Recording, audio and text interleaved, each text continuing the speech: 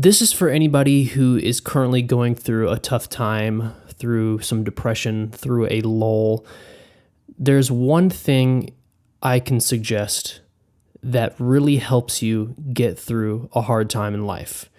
Because we all go through it. We all go through times in our life where something really bad happens, or things aren't going well with work or our career, or we had a breakup, a friend stabbed you in the back maybe. There's just so many unfortunate ways that can really kind of make life a very just sad experience for a lot of people. And I just want to give a tidbit of advice of a really good way to kind of help remedy that. Like, this is not going to fix it completely. It's not going to make you stop thinking about whatever it is. But I feel like it's a very healthy way to deal with something that you may be going through. And that thing is to do something new, to start something, to create a habit that you can do every single day. And I don't have any notes for this video. I literally just got out of the shower a few minutes ago, and this was really on my mind. And I know this just can relate to so many people because, life can be really, really hard. It's not always just happy, amazing times like everybody portrays it on Instagram.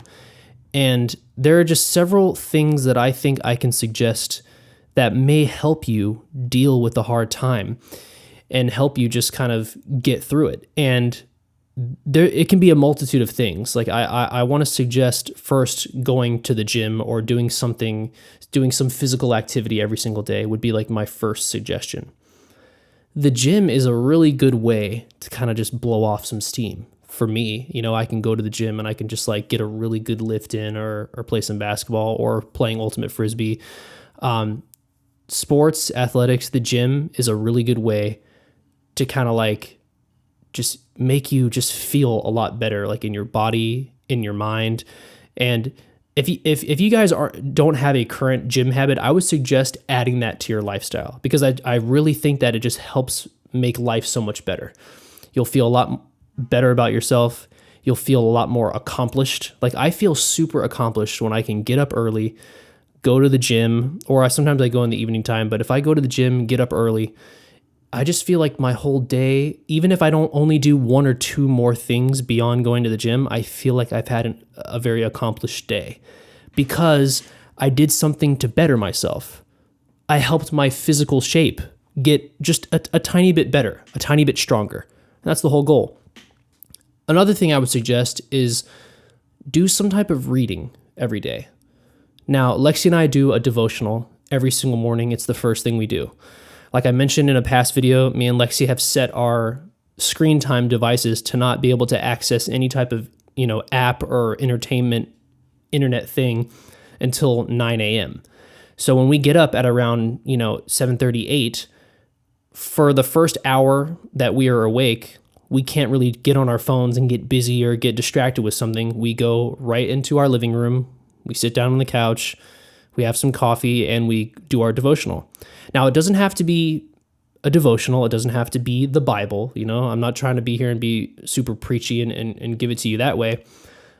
Any type of reading that just helps you kind of relax. If it's educational, even if it's something that's fictional, something that you can just kind of like dive into another world for 10, 15 minutes every morning or every night. I think that reading is a great thing to do like before you go to bed at night, because when you're on your phone, once again, it's looking at that screen, and it's not really the best for your eyes, especially if everything's kind of like dark.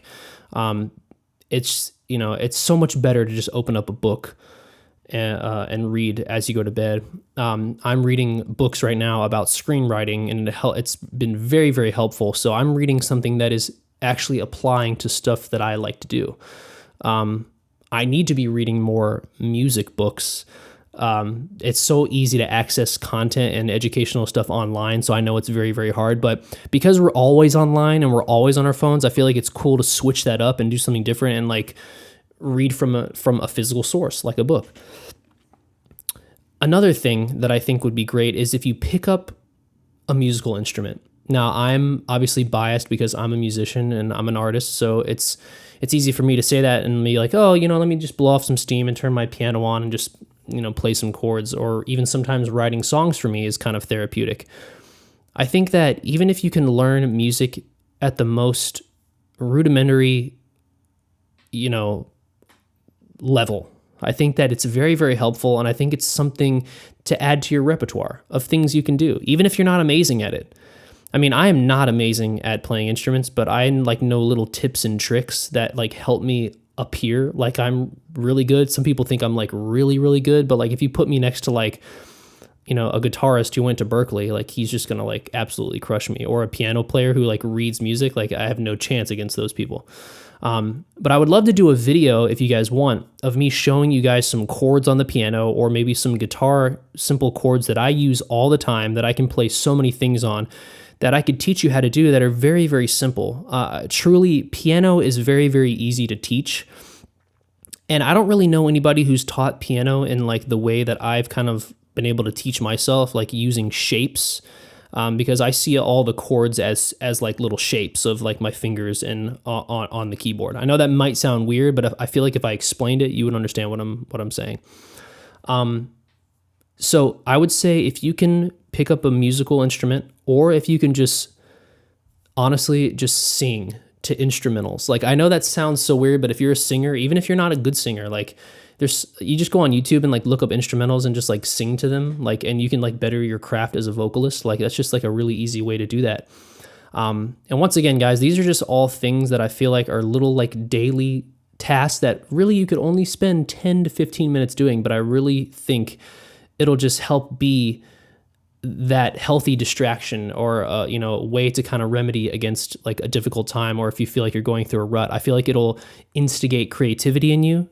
I feel it'll create, more purpose for you to be able to do these things every day, because every one of these little things I'm naming is something you can actually get better at. And something I'm trying to get better at is reading. I want to start reading a lot more books.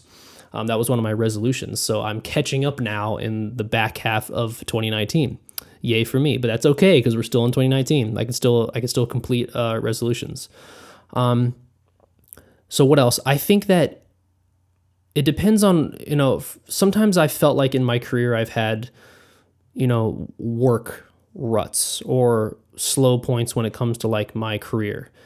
And what I feel has been great for me is I've been able to kind of break down and start little endeavors on the side, a little side hustle or a side business. And even if it's not me actually starting the business or creating the site or the corporation, that's kind of jumping too many steps ahead, especially if you don't know, even if you're going to be keeping it up in a few years.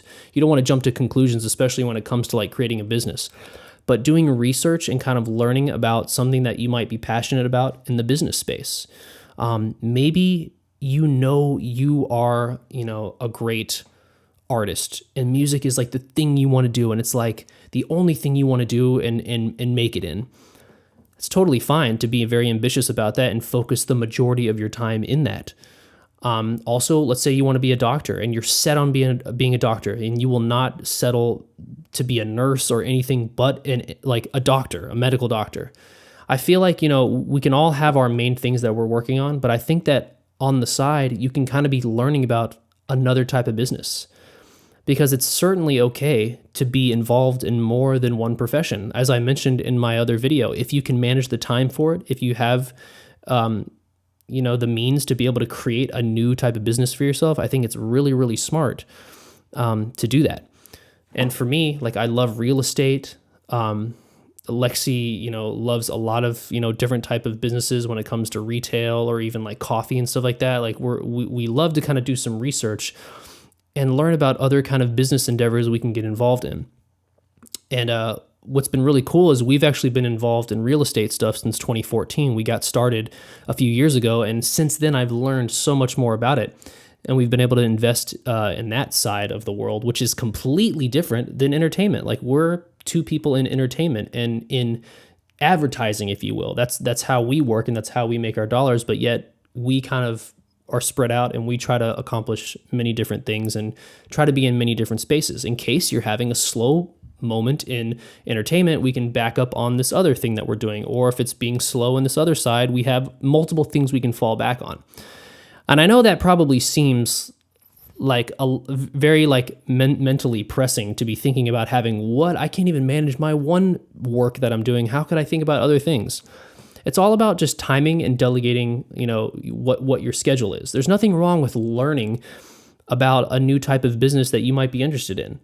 One fun thing I like to do is go online and go on YouTube, and I like to watch and see what other people do for a living that's kind of random. Like I got into the whole rabbit hole of people who are in the business of having these like candy machines. Like people have candy machines in so many different like shops in their local area, and they're able to make money that way.